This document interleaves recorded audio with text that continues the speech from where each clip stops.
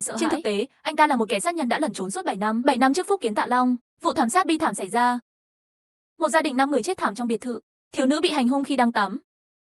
Cha mẹ và ông bà của anh đã bị sát hại dã man.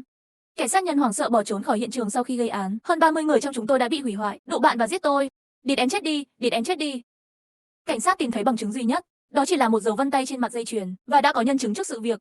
Tôi nhìn thấy 3 người trẻ vui đùa dưới nước ở hồ nước gần biệt thự, một trong số họ có hình xăm con hổ trên ngực. Tạ Hiểu Phong trở thành đồng cảnh sát, Lão Dương kiếm sống bằng nghề lái taxi mỗi ngày, và Lão Thần trở thành kẻ ngốc vì vết thương vô tình. Bề ngoài họ trông có vẻ bình tĩnh, tâm tôi lúc nào cũng phải chịu sự dày vò khủng khiếp. Tạ Hiểu Phong thường ít nói, đập nát tàn thuốc bằng tay trái, tiêu hủy dấu vân tay đã trở thành thói quen. Chẳng bao lâu nữa cuộc sống bình yên của họ bị tan vỡ bởi sự xuất hiện của một người, anh ấy là đội trưởng mới Niga Chân. Bởi vì Shin Sofen luôn làm việc rất chăm chỉ mỗi khi thực hiện một nhiệm vụ, điều này cũng thu hút sự chú ý của đội Y. Sofen bắt đầu cảnh giác. Điều khiến anh ta thậm chí còn phẫn nộ hơn nữa là một đội có cái nhìn sâu sắc và kinh nghiệm điều tra tội phạm phức tạp. Một ngày nọ khi đang làm nhiệm vụ, một đội chỉ liếc nhìn những người trong xe. Không ngần ngại, anh ta bước ra khỏi xe và dùng súng buộc chiếc xe phải dừng lại. Không ngờ sau khi tìm kiếm, quả nhiên một khẩu súng đã được tìm thấy. Điều này cũng làm cho Tiểu Phong mơ hồ cảm thấy bất an. Và ở đội đầu tiên, đã có quá nhiều sự trùng hợp. Mỗi lần một đội khi thực hiện nhiệm vụ, một chiếc taxi đậu giữa đường, thu hút sự chú ý của anh ấy. Khoảnh khắc cửa sổ ông tô hạ xuống, chính là Lão Dương, nghi phạm hồi đó. Anh giả vờ bình tĩnh, che giấu sự thật rằng anh ta đã bị cướp. Anh ta nói dối rằng người ngồi trên xe là mình, Lão Dương. Tuy nhiên, khi Lão Dương lái xe đi nhanh chóng, một đội tìm thấy một con dao trên mặt đất. Sau khi Lão Dương trốn thoát an toàn, ông gọi điện cho Có vẻ như cảnh sát có đôi mắt rất độc. Có lẽ anh ta cũng không nhìn thấy cánh cửa này. Và vào lúc này, một đội xuất hiện trước cửa ký túc xá. Sophie nhìn đội và sợ hãi. Anh ấy sợ rằng nó sẽ mang lại rắc rối cho anh ấy theo thời gian. Vì thế tôi quyết định chuyển ra ngoài, rồi tìm cớ từ trước. Sớm, anh và Lão Dương thuê một căn nhà ở vùng ngoại ô hẻo lánh. Nhưng mọi người đều biết hành động này cũng đã hủy hoại hoàn toàn tương lai của họ. Bạn càng hòa hợp với nhóm tốt hơn. Ý tưởng từ chức của Tiêu Phong ngày càng mạnh mẽ. Thế là anh ấy đến đội với lá thư từ chức. Ngay khi tôi bước vào nhà, tôi thấy một đội đang tức giận. Tôi đành phải nuốt trôi ý nghĩ từ chức vào lúc này. Tôi tìm cớ xin nghỉ để đi bắt con cá vàng nhỏ. Vì tôi có nhiệm vụ vào ban đêm. Bị từ chối bởi một đội, nhiệm vụ này, Tiểu Phong tuyệt vọng vẫn xông lên phía trước. Nhưng một tai nạn đã xảy ra, chân anh vô tình vướng vào dây thép gai dưới nước. Hãy kể cho tôi nghe về công việc này. Anh ta ném lá thư từ chức vào thùng rác. Sau khi rửa, Tiểu Phong muốn đi bắt cá vàng suốt đêm. Tôi không thể bắt taxi vì đã quá muộn. Lúc này, Izo lại lái xe trên đường. Một cặp đôi kể lại vụ thảm sát gia đình mình 7 năm trước. Lúc đó anh và sư phụ đang phụ trách vụ án. Ông cũng mô tả chi tiết trường hợp. Điều này cũng khiến Tiểu Phong nhớ đến khung cảnh lúc đó, vô tình làm nên một vị thần. Chiếc xe suýt mất lái và rơi xuống vực. May mắn thay, chiếc xe đã xuất hiện phía sau tôi. Một cặp vợ chồng không nổi loạn, nhưng trong cơn hoảng loạn, Sophie đã dùng ngón tay véo tàn thuốc, nhắc nhở một vài bi kịch. Dấu vân tay trên mặt dây chuyền của cô gái đã chết. Điều này cũng khiến cả đội bắt đầu nghi ngờ. Tiếp tục mô tả chi tiết vụ án. Tôi muốn kiểm tra phản ứng của Sophie. Đầu của hai vợ chồng bị đập vỡ. Hầu như không thể lấy được dấu vân tay tại hiện trường. Thiếu sót duy nhất là chiếc mặt dây chuyền trên người cô gái. Ai đó đã chạm vào nó. Nghĩ rằng anh ta là một người phạm tội thường xuyên. Giống. Đội này thực sự giỏi tấn công tâm trí. Tiểu Phong giả vờ bình tĩnh, có lẽ đội một không nhìn thấy được nữa. Nhưng trong công việc của chúng tôi, tất cả chúng ta đều biết một từ gọi là sự trừng phạt của thần thánh. Có thể một ngày nào đó, ông trời bất ngờ cho bạn một cơ hội. Trên đường về, Izo đã tìm hiểu về kinh điển Phật giáo của Sophie, lợi ích của con gái nuôi của tôi. Nhập viện vì bệnh tật. Và người anh trai ngốc nghếch của Sophie, Lão Chen, đã đồng hành cùng anh ấy. Tuy nhiên, điều trùng hợp hơn nữa là nó vẫn tiếp tục. Sophie, em gái của đội 1 bị cướp. Lão Dương tình cờ đi ngang qua, anh ta ôm lấy Sophie và cùng nhau đuổi theo. Bọn cướp bị dồn vào chân tường, chuẩn bị bắt Sophie làm con tin. Lão Dương bất chấp nguy hiểm, đứng trước mặt Tiểu Hạ. Tên cướp dùng dao chém vào ngực Lão Dương. Sau khi khống chế được tên cướp, Lão Dương lập tức phóng xe đi. Anh không dám đến bệnh viện, chỉ có thể quay lại nhà thuê, một mình chịu đựng cơn đau dữ dội và làm sạch vết thương. Khi Tiểu Phong đến, Lão Dương ngất xỉu và chết do mất máu quá nhiều. Tiểu Phong lập tức đưa Lão Dương đi bệnh viện. Anh ta được miễn lên ngai vàng bằng cách sử dụng tư cách là đồng cảnh sát. Sophie nói với đội 1 rằng họ đã bắt đầu nghi ngờ anh ấy. Nói với Lão Dương, họ ngay lập tức quyết định bỏ chạy, nhưng cuối cùng tôi vẫn không thể làm được. Khi họ đã sẵn sàng trao cái đuôi của mình để nhận con nuôi, Tiểu Phong thực sự không nỡ rời bỏ cái đuôi của mình. Kể chuyện đuôi bị bệnh tim bẩm sinh. Nói với Lão Dương, nếu được giao cho gia đình nhận nuôi, tôi chắc chắn sẽ không tiếp tục điều trị. Cuối cùng, họ không còn lựa chọn nào khác. Ba người cùng nhau góp tiền để sắp xếp ca phẫu thuật cho tai tên. Tôi không biết sau này sẽ có bao nhiêu, nhưng để chữa được cái đuôi, họ chỉ có thể tìm cách tiếp tục quyên góp tiền. Tuy nhiên vào lúc này, họ gặp EQ và Sophie. Lần này, đội thứ nhất cuối cùng cũng phát hiện ra bọn họ là 3 người. Hơn nữa, Lão Dương còn có dự cảm, đội 1 đã nhận ra hắn. Tình cờ đây lại là cặp đôi nhận nhiệm vụ. Ai đó đã nhảy từ một tòa nhà gần đó. Điều này cũng ngăn cản Sophie và những người khác móc thêm thiếu sót. Và Tiểu Hiệp. Ha, bạn đã cứu tôi. Thế thì anh trai anh lại là cấp dưới của anh trai tôi. Hãy chấp nhận số phận của mình đi, bạn không thể thoát khỏi nanh vuốt của tôi đâu. Đúng ha. Trên xe, một đội tiếp tục kiểm tra Sophie. Anh thắc mắc vết thương do dao của Lão Dương vẫn chưa lành. Tại sao bạn lại lo lắng muốn xuất viện? Sophie nói rằng tai bị bệnh và cần tiền. Chúng tôi chỉ có thể tiếp tục lái taxi và giao hàng. Mặc dù lời giải thích rất hợp lý, nhưng điều này không thể xóa tan nghi ngờ của đội 1. Tôi nghĩ mọi chuyện không đơn giản như vậy. Cả hai đã đến hiện trường, phát hiện người đàn ông nằm trên mặt đất nhảy lầu tự tử. Họ lên lầu và nhìn xung quanh.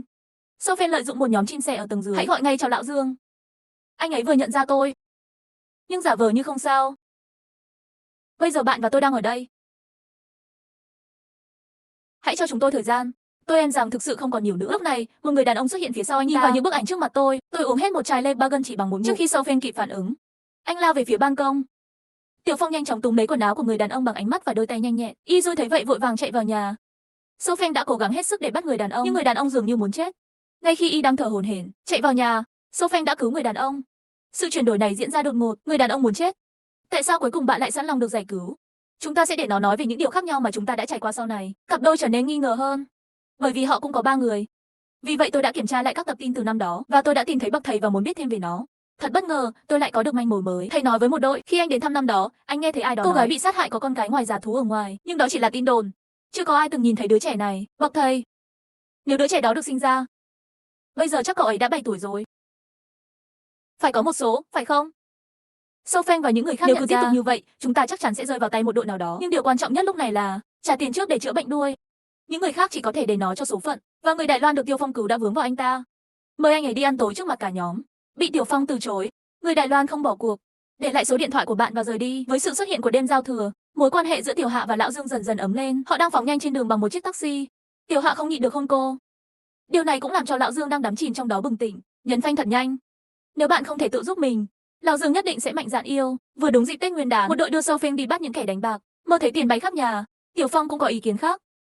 Sau hành động, nhóm của Hashi đã phát hiện ra Johnny. Anh tìm được hạt rẻ mà Tiểu Phong tâm sự, rõ ràng hơn giải thích. Cách giải thích luật của một cặp là mẫu mực. Tôi nghĩ, luật pháp là điều tuyệt vời nhất mà con người từng phát minh ra. Bạn có biết một người là gì không? Trong mắt tôi, con người là tổng hòa của thần thánh và thú tính. Chỉ là anh ấy tốt đến mức bạn không thể tưởng tượng được. Có nhiều tệ nạn hơn bạn có thể tưởng tượng. Không có đúng hay sai, đây là mọi người. Vì thế luật đặc biệt dễ thương. Anh ấy không quan tâm bạn tốt thế nào. Chỉ cần hạn chế bạn để bạn không thể đói. Anh ấy biết rằng trong lòng ai cũng có điều gì đó bẩn thỉu. Hãy nghĩ về nó, nhưng nó sẽ không hoạt động.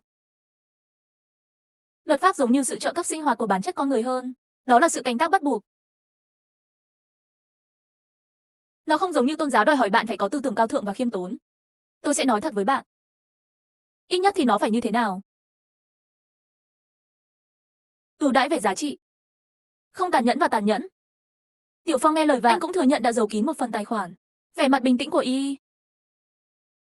Lương của bạn bằng ngày mồng 1 tháng 5 của tôi. Tôi sẽ không nói với bạn nếu tôi không làm điều đó một lần nữa. Chỉ vì tôi làm điều đó không có nghĩa là bạn cũng phải làm điều đó.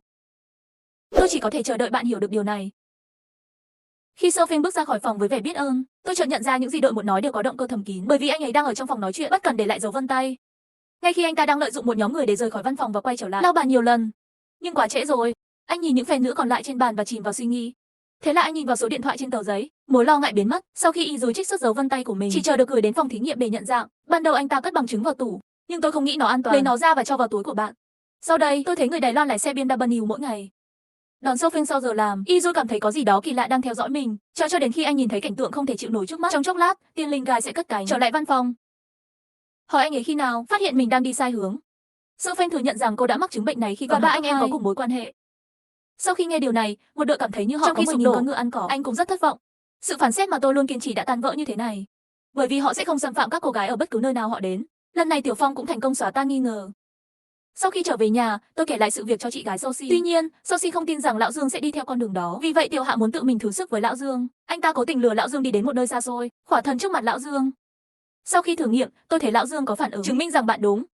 Nhưng Tiểu Hạ vẫn không hiểu, Lão Dương đã trốn tránh sự truy đuổi của mình. Đối mặt với câu hỏi của Sophie, Lão Dương cũng cởi trói quần áo. Lộ hình xăm trẻ trung, già nua.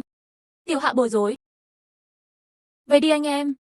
Có lẽ Lão Dương không phải đi xin, họ sẽ hạnh phúc bên nhau. Khi Sophie trở về nhà, cô ấy đã nói với đội 1, quả thực nơi ở của Lão Dương có vấn đề. Anh tưởng việc này có thể cứu được Lão Dương, nhưng mọi người đã biết, chở đoàn về phòng, cứ dấu vết 6 khuẩn rải rác trên mặt đất. Tôi biết Tiểu Hạ đã nói dối.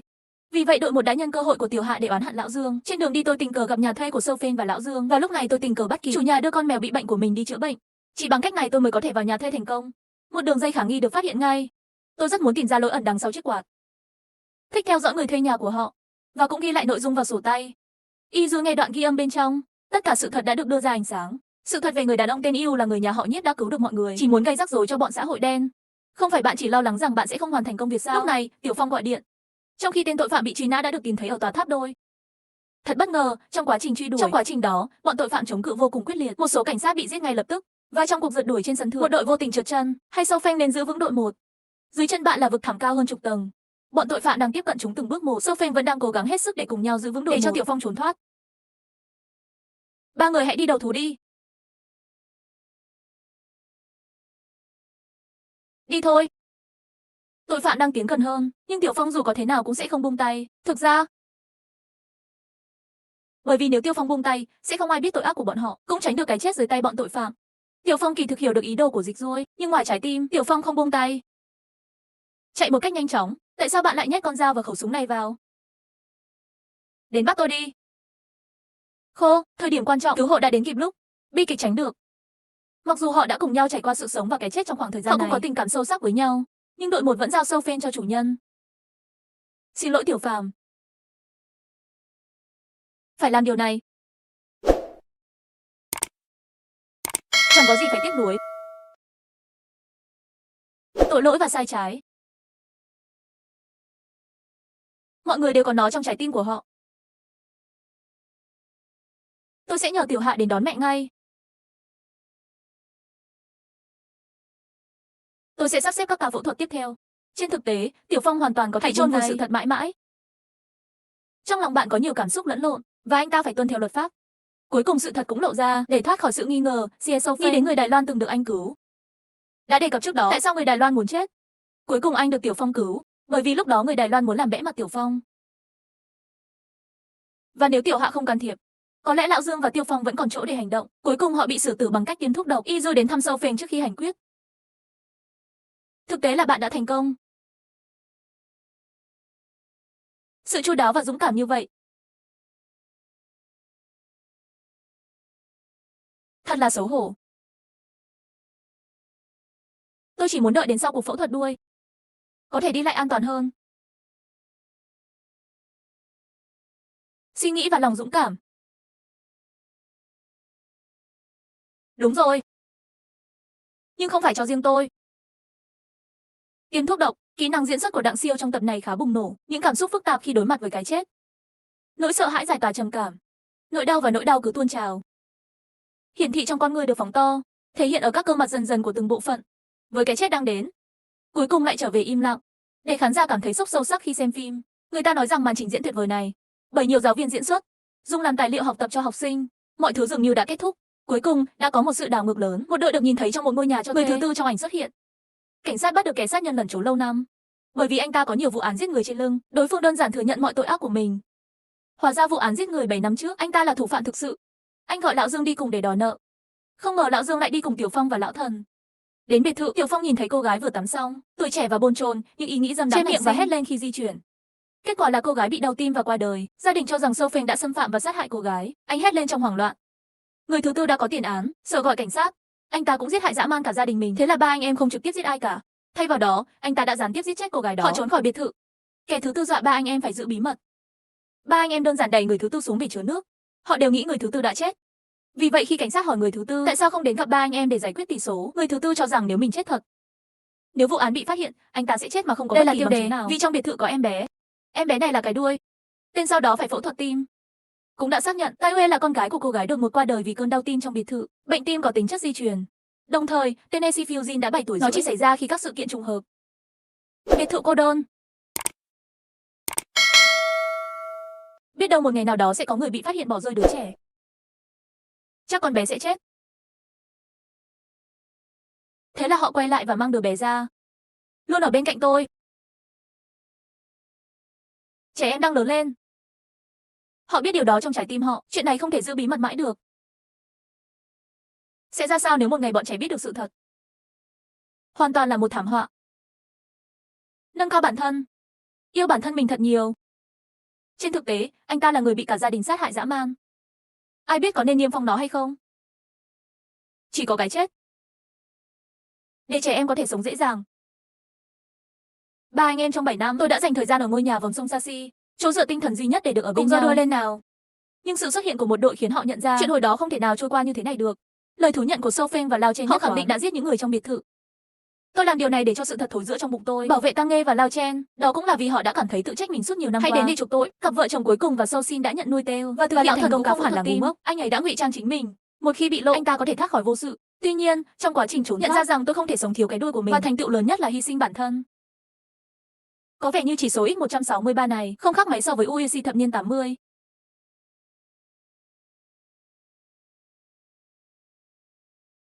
Đừng bận tâm.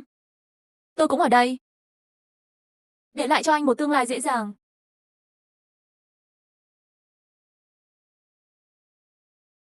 Ba người trốn chạy suốt 7 năm, chịu đựng sự dằn vặt đau lòng của nắng thiêu đốt. Bây giờ họ được tự do. Cuối cùng người đau đớn nhất vẫn là anh chị em. Một đội cuối cùng đã hiểu sai sự thật. Kết quả là Sophie và những người khác cuối cùng đã đi vào ngõ cụt. Sophie bị lộ vì tìm kiếm thông tin của một đội, khơi dậy sự nghi ngờ của một đội và đánh giá sai. Kết quả là Lão Dương, người mà Tiểu Hạ vô cùng yêu thương, nhưng dù thế nào đi chăng nữa, cách vô ích. Đừng làm gì sai. Không sợ mà gõ cửa.